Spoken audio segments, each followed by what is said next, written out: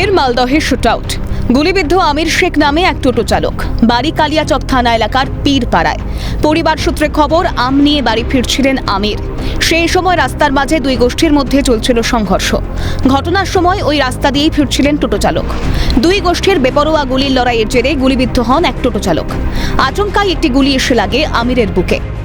আস্তে আস্তে ওই মজিমপুর স্টেট ব্যাংকের সামনে দুই গোষ্ঠীতে কোনো ঝামেলা হয়, ওখান থেকে কিন্তু ঝামেলার ভিতর থেকে গুলি এসে ওই আমার ভাতিজাটাকে লাগে। উনি কোথায় যাচ্ছিলেন টোটো নিয়ে? উনি কালিয়াচকের দিকে আসছিল, আমের কেড়ে ছিল গাড়িতে। আপনার ছেলেকে গুলি লেগেছে? কে গুলি করলো?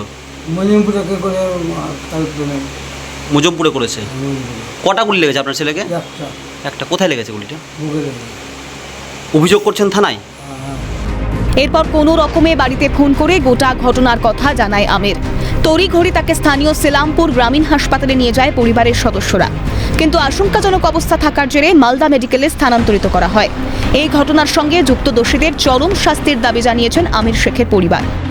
কি চাইছেন এখন? আসামি চাচ্ছি, আর কি চাচ্ছি? পুলিশ কাউকে ধরেছে? না, পুলিশ কাউকে ধরেনি। তো তদন্ত তো হয়নি, কে মেরেছে না মেরেছে, কোন পক্ষ থেকে লেগেছে, কে মেরেছে, এটা তো কিছু হয়নি। কোন জায়গাতে ঘটনাটা ঘটেছে? ঘটনাটা হয়েছে মজিমপুর মোড়ে, স্টেট ব্যাংকের কাছে। পরবর্তীতে পরিবারের সদস্যরা উন্নত চিকিৎসার জন্য একটি নার্সিংহোমে ভর্তি করিয়েছে আমির শেখকে। ইতিমধ্যেই শুরু হয়েছে তদন্ত প্রক্রিয়া। এখন দেখার পুলিশি তদন্তে নতুন কি তথ্য উঠে আসে। মালদা থেকে সোমক লাহিড়ীর রিপোর্ট, ক্যালকাটা নিউজ।